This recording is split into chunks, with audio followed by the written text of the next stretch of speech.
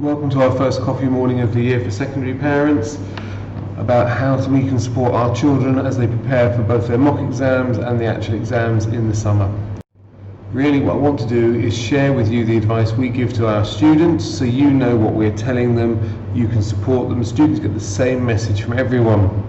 In most cases, in the vast majority of cases in fact, it's not about the students working harder, it's about trying to make them work as effectively as possible. Most of our students do work really hard, so it's not about trying to get them to do 24 hours of work 7 days a week. It's trying to make sure that the work that they do is as effective as possible.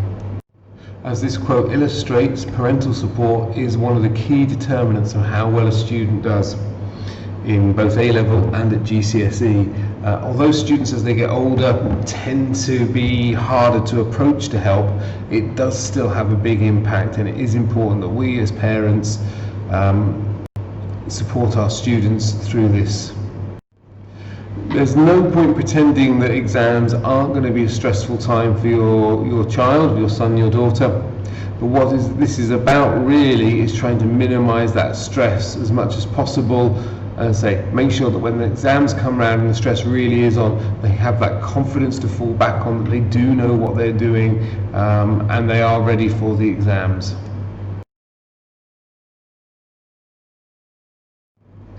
Yes, things are different from when you were at school, but as adults we've been through lots and lots of different stressful situations, and the fear of failing. We've all sat exams, so we all know what it's like.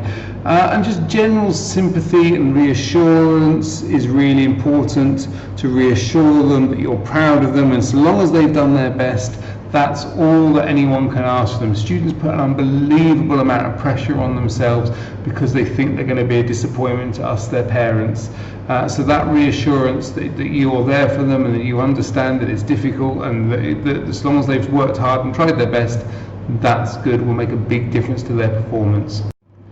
Starting early is one of the key things that separates the students who do really well from those who only do okay. It's really important that students work steadily over a long period of time rather than try and cram for the exams at the last second. One of the things I'd like to emphasize is that by working steadily over a longer period of time means that as the exams roll around, students are much less stressed because they are much more confident that they know the work, that it's about putting the final pieces in place and making sure it's all polished and it's perfect, rather than panicking because they don't know something. And that's a big thing. I'm going to talk about how we teach them to revise and what retrieval practice is over the next few slides. Much of what we teach the students is based around the work of a German psychologist from the late 19th century called Ebbinghaus, and his work has been replicated in many experiments over the years, and is seen to be a very good explanation of how the brain works and how we learn. Forgetting is an important part of how our memory works. Ebbinghaus found that very consistently, over 24 hours, you forget half of what you've been told, of what you've learned the day before. So students go home on a Wednesday, and by Thursday they will remember about 50% of what they were taught, which is why we go back over things, and the same is true for revision. But the interesting thing about Ebbinghaus and what he discovered is that if after 24 hours you go back and relearn the work, you move to that first green line, and you do keep forgetting stuff as time goes on, but you forget it at a much slower rate. And then again, the more often you go back and revisit things, the slower the rate of forgetting. And this is one of the reasons why cramming for exams isn't a very good strategy, because you forget things very quickly. So if you're interested in the science, each idea in our head forms a node called, and they're linked by axioms, which are these thin nerve-like tendons in our brain that link different ideas together. And the more often we have to retrieve the work from our memory, the bigger and the stronger and the more of those connections are made, so the easier it is for us to remember. It's not clear 100% why this is true, but it seems that the effort required makes a big difference in the strength of the memory that's created. So leaving stuff to drift out of your memory is important, and then making the effort to pull it back, it seems to be very important. It's not clear to scientists why this is true, but it does seem to be a very consistent effect.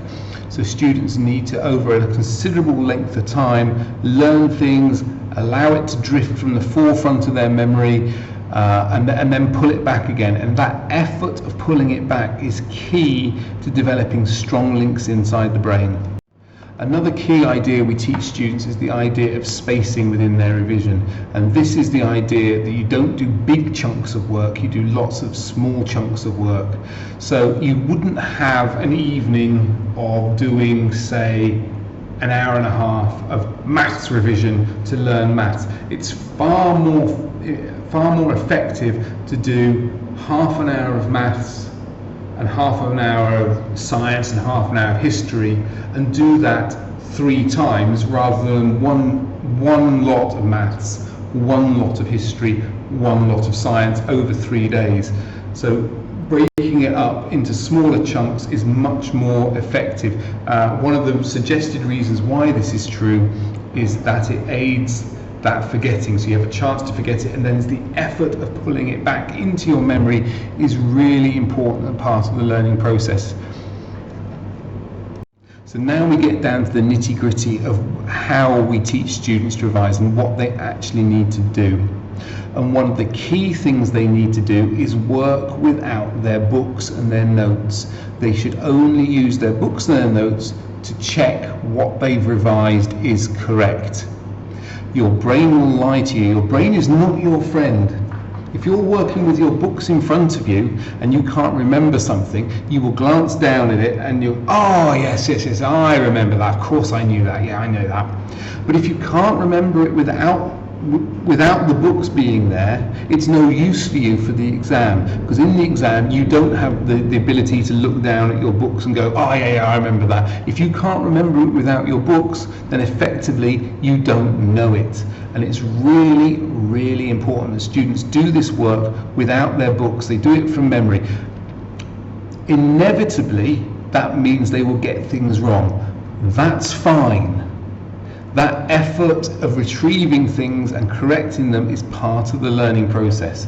It's not about getting 100% each time. It's about improving what they do each time. This is one of the most common ways for students to revise. They like to get their notes and get their highlighter pens out and highlight all the important bits in all sorts of different colours. And they love this because they can spend hours doing it, and they can go to themselves or mum and go, look mum, I've done all this work and it looks like I've done masses. The only problem is it's massively, massively ineffectual, and they should avoid it at all costs. I think the golden rule is if something feels too easy and is working without any effort, then it's probably not doing you much good. When they're working, I want to see them revising with a pen in their hand. It must take effort. If it's not taking effort, then it's not doing them any good. As I said before, your brain will lie to you. You see it, so you think you have remembered it, but it's not true. So, despite what Nike tell us, just doing it is not enough. Simply copying out chunks of text or reading your books over and over and over again, which is what I used to do when I used to revise, is horrendously ineffective. It takes forever, which is why I used to like it. I could say, oh, I've done loads of hours of revision, I must be a great student, rather than what's the result of this work I've done. The key is elaboration. So start off with bullet point headings, which you can get from your books, that's fine, get the main ideas, but then you have to write the explanation, the pluses, the minuses, how you're going to evaluate it, etc., etc. And actually write it, rather than just kind of run through it in your mind. Your brain again will cheat. It will fill in blanks for you when, if you can't write it down or even speak it out loud, If you can't finish the sentence, if you can't explain it properly out loud, then you don't know it. Unfortunately, there is no substitute for hard work. If they want to learn this work, then they need to put the effort in. One of the key bits of advice I would also give students is handwritten notes seem to stick in their minds better than typed ones. I can't find evidence to back this up, but it does seem to be strongly true that when you type it, it doesn't stick in your memory as well as when you write it by hand.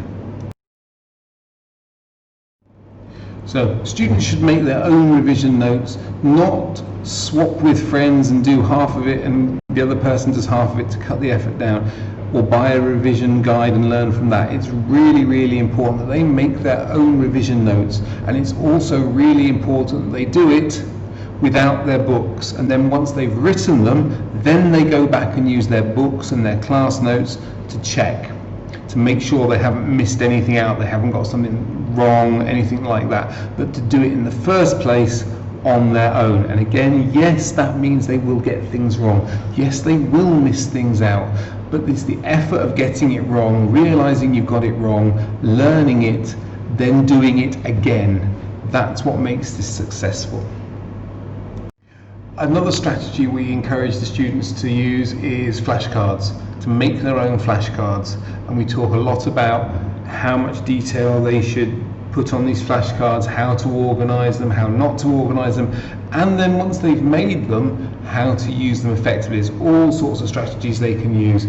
For example, they have the pile of ones they don't know and they leave it at the bottom of the stairs, and every time they go up and down the stairs they take one off the top of the pile of the ones they don't know and try and memorize it and learn it as they go up the stairs and put it at the pile at the top. And then every time they go up and down, gradually they learn more and more and more of it. There's all sorts of little tricks they can do, and we spend quite a lot of time teaching them how to use flashcards.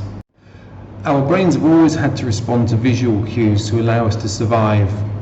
However, writing's only been around for a few thousand years, and so the brain is not as well adapted to remember things from writing as it is from visual cues. But putting the two together is the most effective form. The two things, writing and pictures, they're stored in different parts of the brain, so combining the two makes two connections in the brain rather than one, and that makes it much easier to remember the information and bring it forward from your working memory or into your working memory when you want it, because the links are much stronger. I'm not suggesting you have to be a great artist or that you spend hours and hours and hours drawing beautiful pictures. Anything will do that helps you remember. Okay, so here we have a picture, sort of a monkey that I drew to remember the fact that mandrills have blue, red and yellow markings on their face. Much more effective than just the word on their own, and you look at the picture on its own and you think, what on earth is that trying to tell me? But put the two together and it's quite effective. There are so many visual ways to organise your work and your thinking, it's difficult to know where to begin. I think the secret is really for students to experiment and find out what works for them. The basic rule is it needs to be clear and it needs to be simple. I think this is far too complicated. It's really hard to see the relationship between different ideas, how they link. You can't see at a glance what's going on. This I think is far too complicated. Actually drawing it might be useful because you're writing everything you know down, but in terms of as a revision tool, I don't think it's a lot of use because it's too complicated. If they turn this into 2 or 3 separate maps, it would have been much more effective. Nice and simple, this one. This I think is one of the best ones I've ever seen. It's really clear, it's really obvious what they're talking about. There's not too much information on each page. I particularly like the little tabs in the top left-hand corner of each page. And these were for ideas that this girl found particularly difficult or hard to remember. And every time she went through her notes, there it was there was a little reminder of this thing that was either very important and she had to make sure she got right, or something that she always got wrong. And there was this special extra reminder for her. And I think this worked really well. So a nice simple one from another former economics student of mine. It's easy to see what the four main points are that create a shift in aggregate demand, with a couple of hints for each one. It doesn't tell you everything you need to know though, so it directs you to the right place rather than tells you all the answers. It still has that key idea of making you think. And as a quick reminder, the key to doing all of this is, first of all, it involves effort and writing. If you're just reading, it's not going to go in very well. And secondly, you need to do this work without your books, without your notes. You start with a blank piece of paper each time, and when you've finished, that's when your books come in and you check what you know. Only then, not as you go along. This is an important idea for students. They like to get things right. This means they are bound to get things wrong, and that's not a problem, so long as they're honest with themselves and they know, I got it wrong, I need to go away and learn it, and then try it again, and eventually it will come right. It might take 2 or 3 times. There are always things we get wrong again and again and again and again, but with practice it will come right. It is important that they understand this won't go 100% correct first time. That's the point of it. What does practice make? Perfect. Nobody expects you to be able to play an instrument or act or dance or play a sport at the first time of asking. Why would you think you're able to get exam questions completely right on your first run through? It's this idea, we get it wrong, we go back, we practice again, and we practice again, and we practice again until we know exactly what we're doing. To continue the sports metaphor or the acting metaphor, you wouldn't go on stage and rehearse a play you're not going to perform. You wouldn't go and practice a sport you're not going to do. All the things you're going to have to do in that sport to be successful. Well, again, the same thing's true here. One of the best ways they can practice and make sure they're ready for exams is by doing lots and lots and lots of past papers. First of all, it means they're familiar with what they have to do, so there's no surprises, but also the same questions come up year after year after year. If you do enough past papers, you will have seen a good chunk of the questions. You will know how to answer a good chunk of the questions, and life will be a whole lot easier when you walk into that exam room. A little bit of science for you. It's really important when doing revision and past papers in particular that they do them without distractions, without focus. Because this makes the science says this makes the learning much more effective. So they shouldn't have music playing in the background. The nerves that link ideas up in the brain are insulated by this little sheath made of a fatty substance called myelin. And this only occurs when you focus your practicing. Deliberate practice causes this to work, and this makes the nerves stronger and better, and therefore the ideas flow better through the brain. So deliberate practice is one of the keys to success.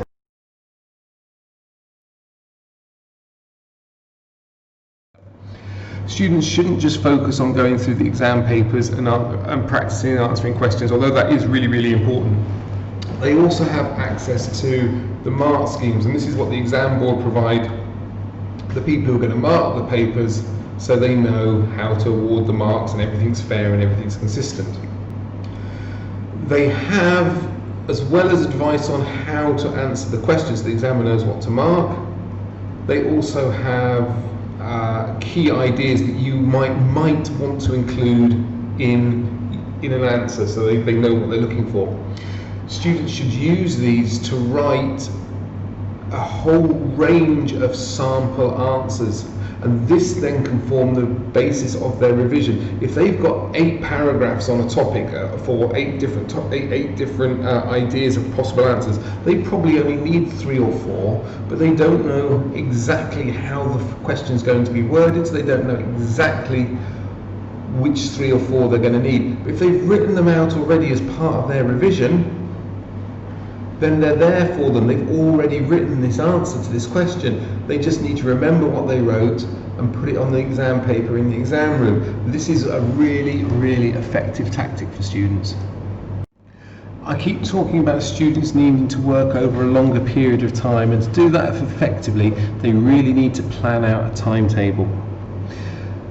I think it's important that this is agreed with you, the parents, and I do genuinely mean agreed. It has to be something the student is prepared to stick by. I think it gives them an incentive to work harder, but it also gives you